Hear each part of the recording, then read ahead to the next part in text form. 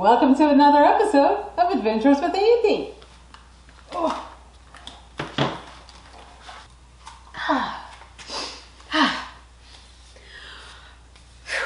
Why are Andy and Chad wearing eye goggles and respirators, you may ask? Because today, for the first time ever on this channel, we're going to dye some yarn with commercial acid dyes. Now these dyes come in powder form, and then we mix them with some water to make our dye solution.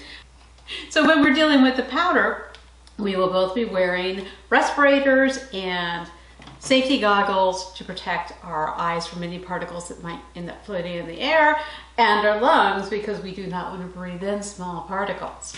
Hasn't even made it out of that envelope yet. The second envelope.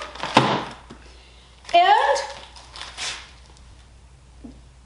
okay, some of y'all might remember this. I think I showed this in a video a while back.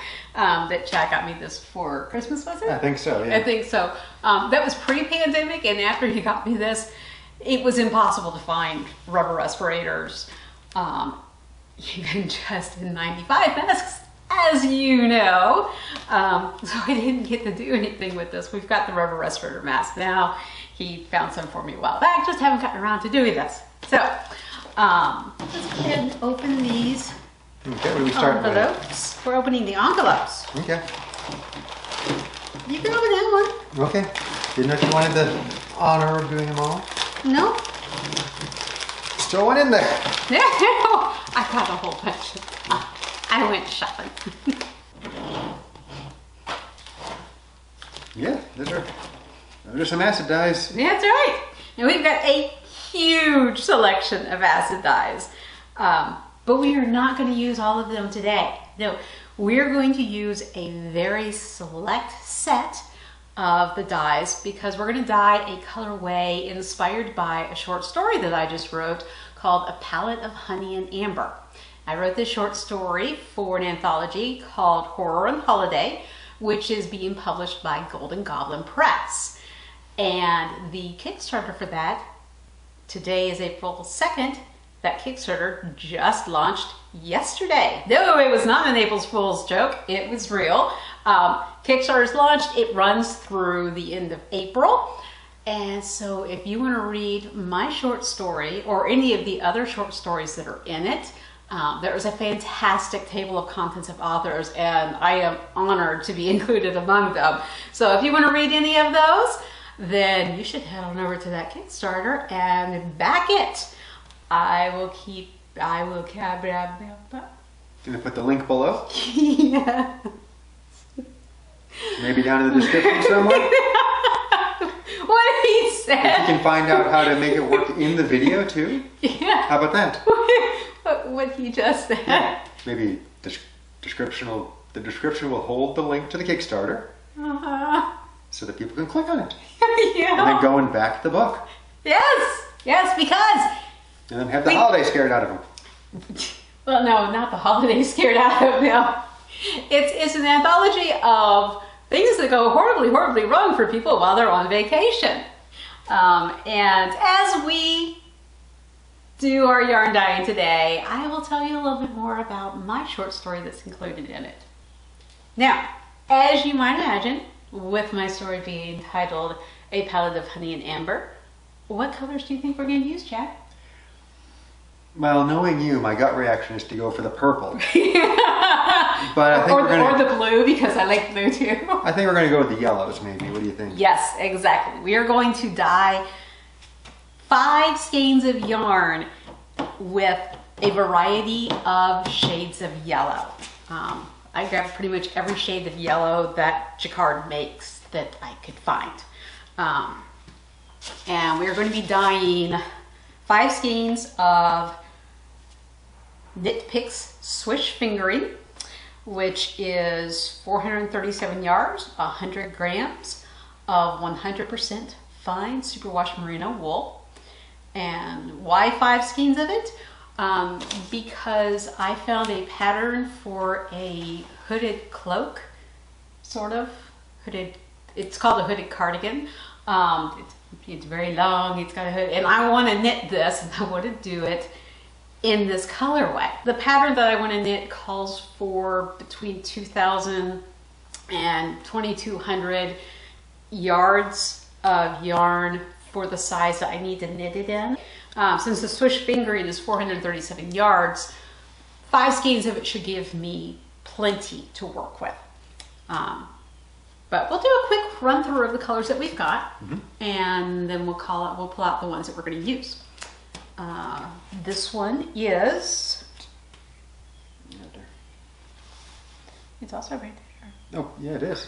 He doubts me, y'all. Oh my God, he doubts me. Did you doubt me? I'm sorry. Ah, I forgive you because you're wonderful. Okay, this one's Golden Ochre. What's that one? This one is purple. Purple. Literally just purple. I had to get a purple. Y'all know I had to get a purple. Right here, we have Golden Yellow. Violet. Crimson. Scarlet. Aztec Gold. Bright Yellow.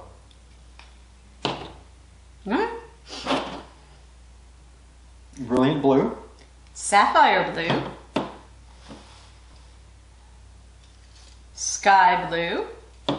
And in this set here, do my best Vanna White, Sun Yellow, Fire Red, Turquoise, and Jet Black. I also have another jar of Jet Black up in my office. I don't know when I got that, but apparently I did. We also have a pack of citric acid, and that's what we're going to use for our acid today. Up until now, I've been using vinegar, and it works just fine. Citric acid it's just like lemon juice. You know, you can use it in cooking, it's in Kool-Aid, stuff like that. Citric acid is a little stronger than vinegar. Now, they're both very weak acids, and that's why these are called commercial acid dyes. Technically, we could say when we are dyeing with food color that we are dyeing with food acid dyes, because we're using these weak acids to bind the color to the fiber. And that's the only reason that they're called acid dyes. These are just called commercial acid dyes because they tend to be used by commercial dyers rather than food coloring. Now we are going to have to mix some things up because these are all powders, and while technically we could dye them with powders much like we do when we dye with Kool-Aid, we're going to go ahead and mix these up into 1% solutions. Now you've seen us mix up 1% depth of shade-ish solutions with food coloring before, and I've always put the disclaimer that we can't say it's truly guaranteed 1% because we don't know how much dye is in like the Wilton icing gels or anything. But for mixing these up, we will be able to know how much dye we're using because we're going to be doing a true depth of shade by measuring out the dye in grams on a kitchen scale. Okay, so a 1% depth of shade is 1 gram of dye per 100 grams of fiber. And that's what we're going to be working with today. Now, if we were doing stock solutions, we'd also be measuring out, you know, for a 1% stock solution, how many grams of dye do we need for how much water. But we really don't need to worry about that. We're just going to focus today on the fact that we want 1 gram of dye per 100 grams of fiber. So we've got 500 grams of fiber because we've got 5 skeins that are 100 grams each. So that means that we need a total of 5 grams of dye. We happen to have, conveniently, 5 colors that we're using. So I just need to have 1 gram of each of these colors of dye, and that'll do that for me. For the citric acid, we're also going to mix that with water to dilute it, and just for easier measuring. I watched a lot of Kim Knit's tutorials videos in the past couple days prepping for this. Yes, I watched the math of yarn dyeing, and I watched about citric acid versus vinegar. And what Rebecca uses is 1 tablespoon of citric acid to 8 cups of water. So that's the ratio that we're going to use. Our yarn is over here soaking in water. It's been soaking for several hours now. We are actually going to be doing it a low immersion. And we're going to write on or draw on the yarn by putting the dye in these squeeze bottles. So first thing we need to do, suit up for safety. I'm going to take my Fitbit off just because from what I've heard, these powders get everywhere and I don't want them to get in there. So I'm just going to tuck this in. Good to know. So now we will be muffled, our voices will be muffled while we do this, but that's just going to be while we are dealing with the powdered dyes. Once it's all mixed up, we can take our respirators off and you'll be able to hear us better. Okay, and there is a seal, but hey, check this out. Hey, Wilton, this is what you need to have on your icing gels. Just then look at that. Oh. Remember that's 26. Let's do it. And that's 161.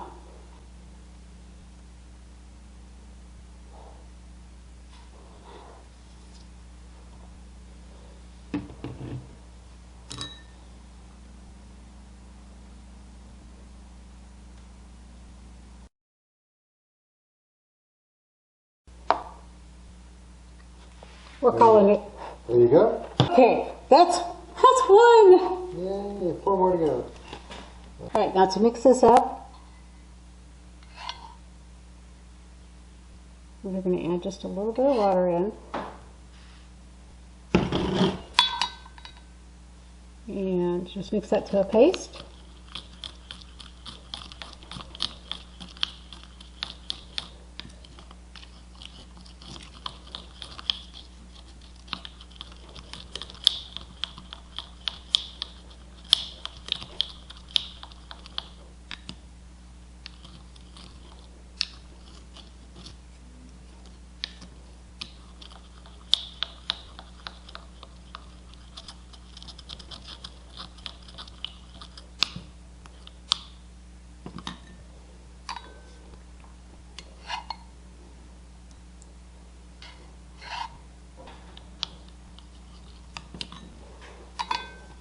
We just want to add a little water at a time to mix it, kind of like if you're mixing up cornstarch to put in gravy or something, to thicken the gravy.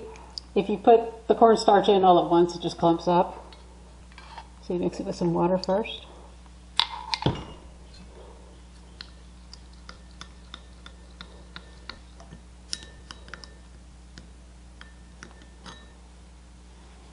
Okay.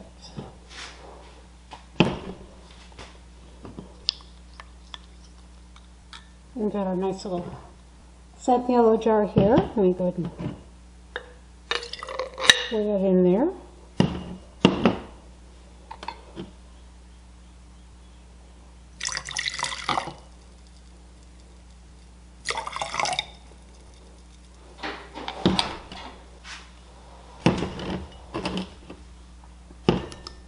And you can see we've still got a little bit of particulate down here.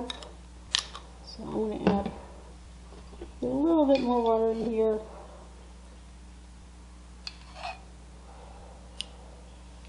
Try to mix that all in.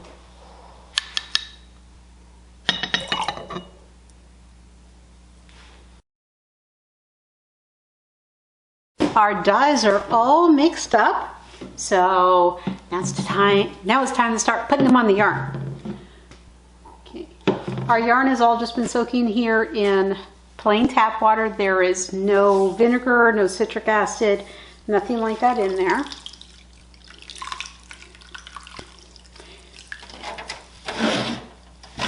Thank you. Hands getting away from you. It is. And I'm just going to put these in here. It's going to be a pretty well tightly crammed together pan of yarn.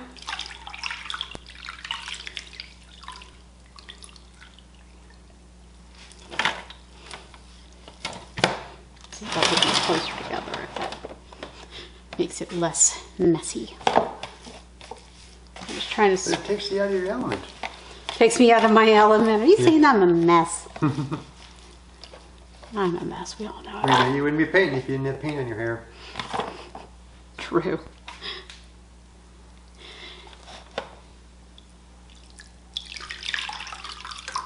And I'm not squeezing these out all the way because I want a little bit of water in here, but I don't want to add any extra water to the pan just yet if we don't have to, because we're going to be putting water in as we draw on our yarn.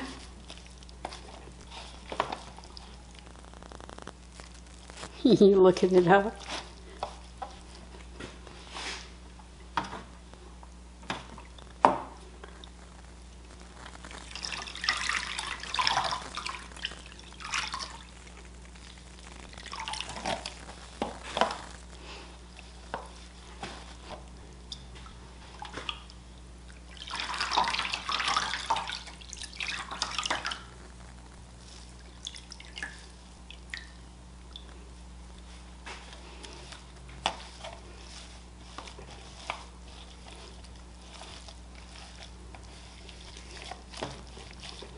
Now, we're going to transfer our colors into our bottles. We're going to do 3 of these at a time.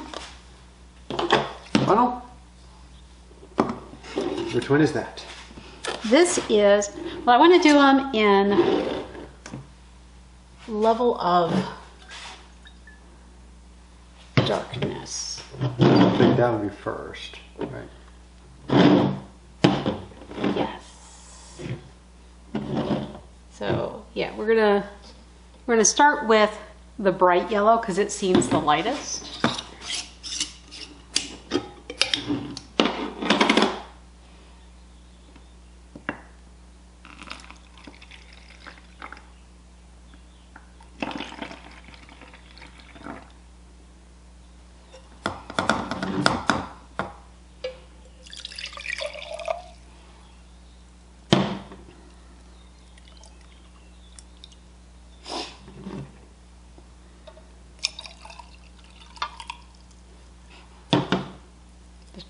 Trying to get all the dye out.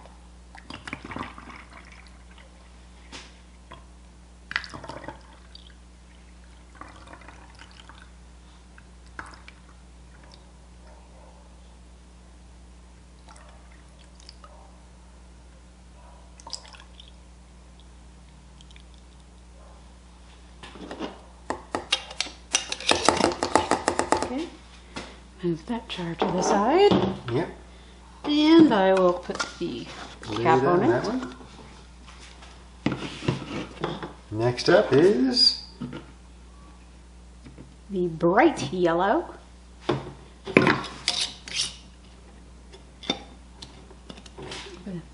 and that was the bright yellow, was the first one. Yep, sorry. I'm gonna take these off. And put them on here.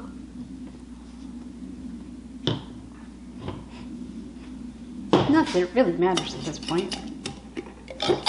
Ah! I don't know what that's going to do.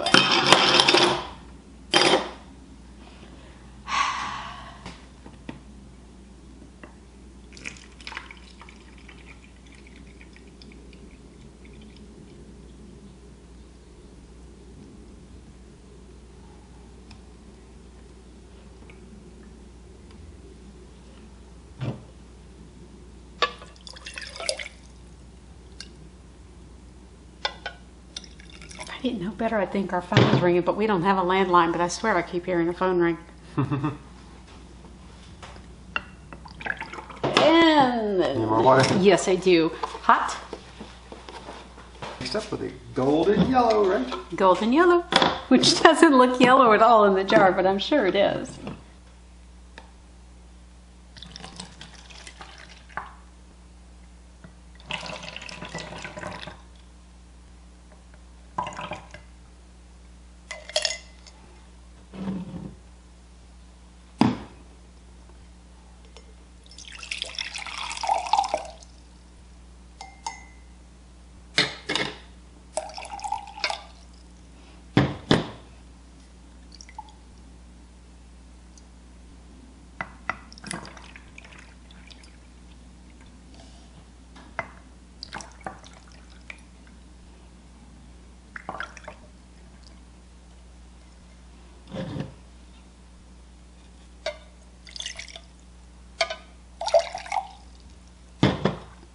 The golden yellow is more of an apple cider color. I was actually thinking it looks kind of like honey. Yeah, honey too. Just go ahead and top this one off. Okay. Whoa, that got a little bit overfull, but that's okay.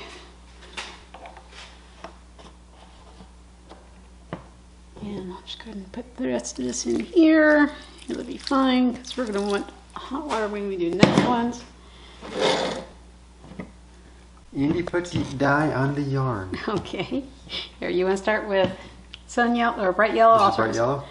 Chad's got the bright yellow. I've got the sun yellow. We can switch up if we want. And we're just going to sort of draw on these. Now, we don't want to put these entire things on there yet because we're going to want to flip these at least a couple of times. So maybe just a third. Okay, just whatever. Just whatever you want. Yep. You need to find targeting on that apparently. Yeah. Oops. While Chad and I finish putting the rest of this dye on the yarn, I'll take a moment to go ahead and tell you a little bit about my story. The main character of A Palette of Honey and Amber is a woman named Melody Evers. When she's forced into early retirement at her job, her friends and coworkers convince her to take a trip that she has dreamed of for years, an artist vacation tour in Paris, France. But then she's given a watercolor notebook by a vendor at a Parisian street market. And that's when things start to take a turn. Melody discovers that an old playbill from a production of a play more than a century ago has been bound in that watercolor notebook. And then she notices that no matter what she's painting or the colors that she uses, a figure in a yellow robe starts showing up in every scene and everything she paints. And with each painting, that figure gets closer and closer to her, compelling Melody to just keep going, keep painting, in a desperate need to see the face that's hidden in the shadows of his robe. All right. Now we are ready to move on to the next two. Some hot water. Okay. And he's got some penetration in there too.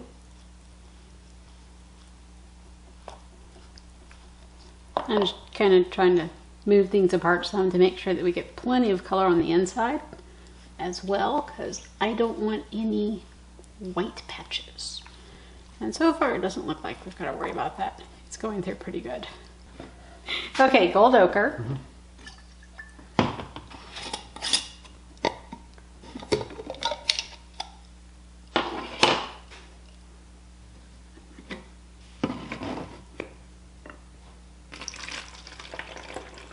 Make good vintage. Seriously, y'all, how much does that just look like honey in a jar? And then the Aztec Gold.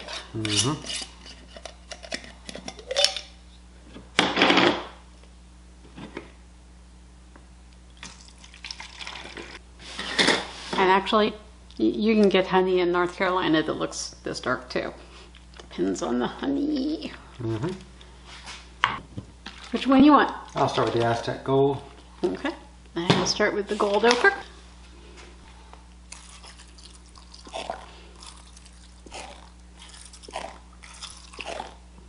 Did you just draw something there? You You don't know? You tell me. I don't know, did you?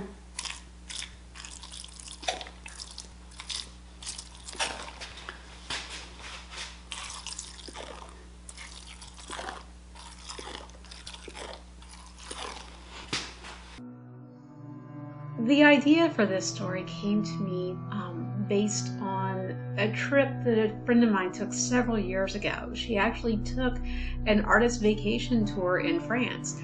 I had never heard of anything like that before until she told me about this. And I have been fascinated by the idea ever since. I would love to take a trip like that myself. And I've also thought that would be just a really cool setting for a story. So when Oscar and Brian over at Golden Goblin Press asked me to write a story for the Horror on Holiday anthology, that watercolor artist vacation tour was one of the first things that I thought of. Now that we've got all of the dye in our yarn, we're going to go ahead and add some of this citric acid water.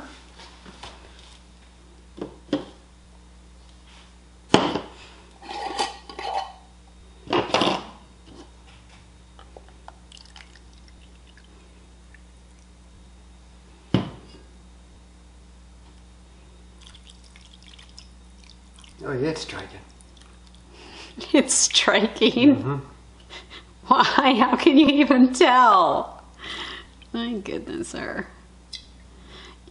Yeah, we didn't use any acid to start with because I wanted the colors to be able to move and blend together. If we had used either citric acid or vinegar to start with, everywhere that we drew a line on the yarn, it would have just been one straight line and we ended up with a whole bunch of white patches, which is not what I want.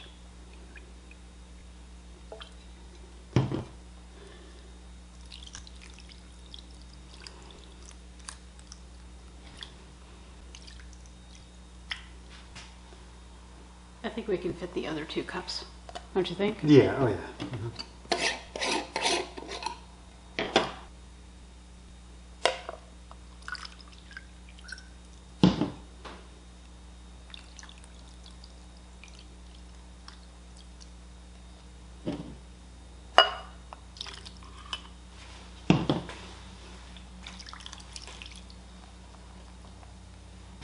It's all of that.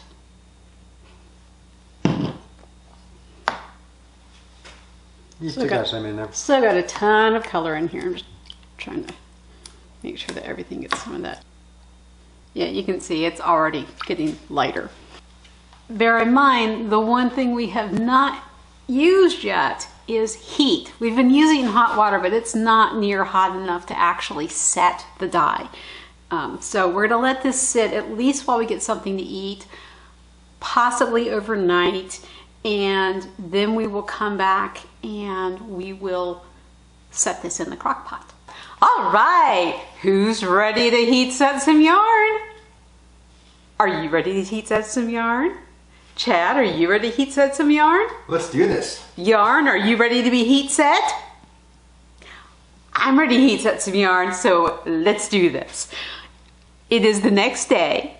You can tell because I'm energetic again. So we ended up letting this yarn sit overnight because it was really late when we finished this and had dinner. You can see our dye bath, that's basically clear.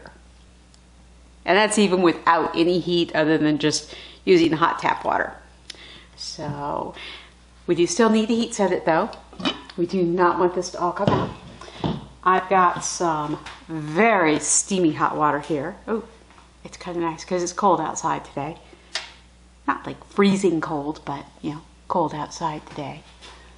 My original plan was I was going to use the dye bath water to heat set it in, but it always takes a really long time for water to heat up in this crock pot. So I used my electric kettle inside and boiled 2 liters of water in it and put it in the crock pot. And I'm like, well, that's about as full as I want it to get in the crock pot. So we are going to just add some more citric acid to our heat setting water. 2 liters of water is equal to 8.4 cups of water. So we're going to go ahead and put 1 tablespoon of citric acid in this water and just dissolve it.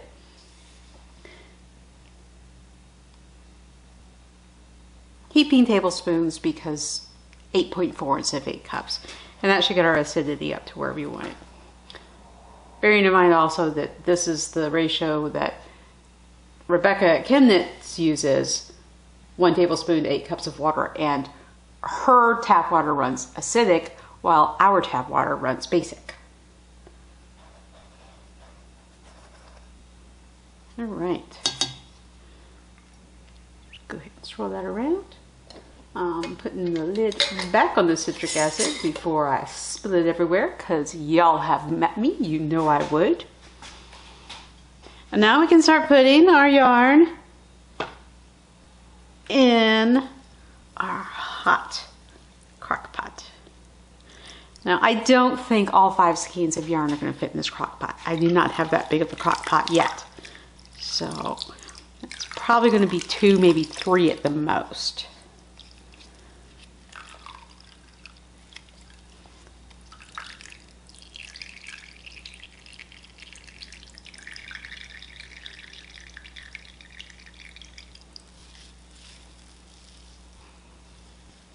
That's a really nice color, isn't it? Okay, it's the first skein, and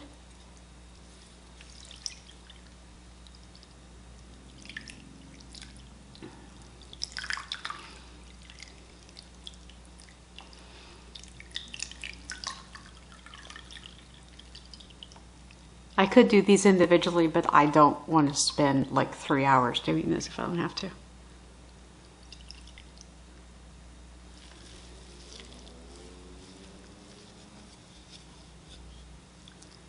It's the second skein.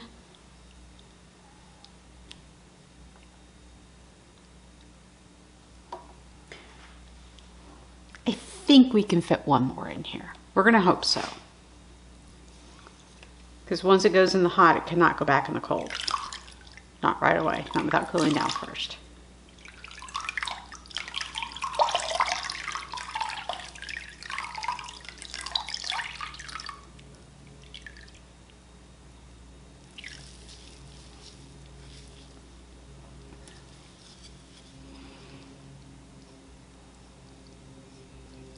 Yeah. I vaguely remembered having fit 3 skeins of yarn in here before, so I figured we could do it, and we did. But no, see, we're definitely not fitting 5 in here.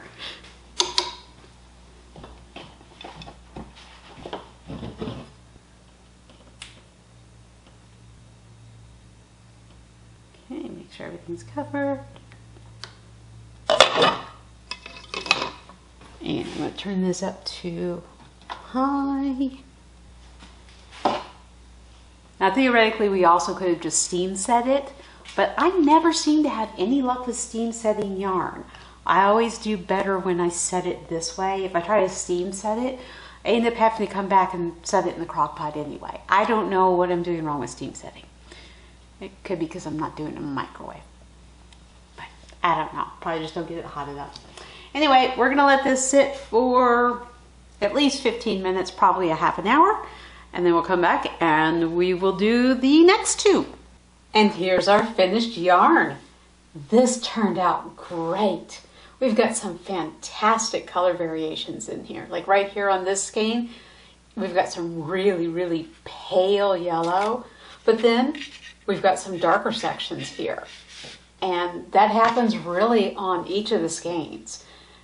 We've got this just great variation between light, medium, and dark yellow, and it all blends together really well. There's not going to be stripes or anything, it's just going to be overall a blend. And we can see that here on our swatch, that it just all kinds of melts together. It's not going to be color pooling or anything. This is a swatch knit from just 1 skein. I didn't alternate skeins like you normally do when you've got something like this that you're working over a large piece. This is all just 1 skein, and you can see it just blends together really, really well. But at the same time, we've got those different tonal variations. Let me make some room. It's hard because there's a whole lot of yarn. I'm loving it. But you can see it here with the white on the background, that we've got those different tonal variations and they just blend together and work together really well. It's kind of subtle. It's sort of like the shadows or something. But I really like it. I'm very pleased with this, and everything went so well dyeing this yarn that I'm kind of kicking myself for having been afraid for so long to jump into commercial acid dyes and to just go ahead and do it. And I'm so glad that I finally did, because it really was, it was very easy. Okay, arguing with my scale, I don't know why scales hate me. This is even, the scale we used in this video is a different scale. We went out and bought a different one that's supposed to be really good and able to measure down to 1 gram or less. And no, still, no, the scales just hate me. I don't know what I'm going to do. Because with the commercial acid dyes, if I want to do reproducible colorways, which I would like to do, eventually I might start actually selling my yarn. But if I want to do that, then I've got to be able to accurately measure how much dye I'm putting in my dye stocks. Anyway, I hope y'all had fun watching us just go ahead and finally take that leap into commercial acid dyes. I hope you found my story, what you got to hear of it, interesting. And I really, really hope that you go over to the Kickstarter and back the anthology, because I would love to see this anthology get published, but we can't do that unless the Kickstarter funds. And to get that Kickstarter funded, I need you to go over there and back this project. Anyway, I hope y'all have a wonderful day, and we'll see you on the next adventure. Bye, everybody. Say bye, Chad. Bye, everybody. Bye.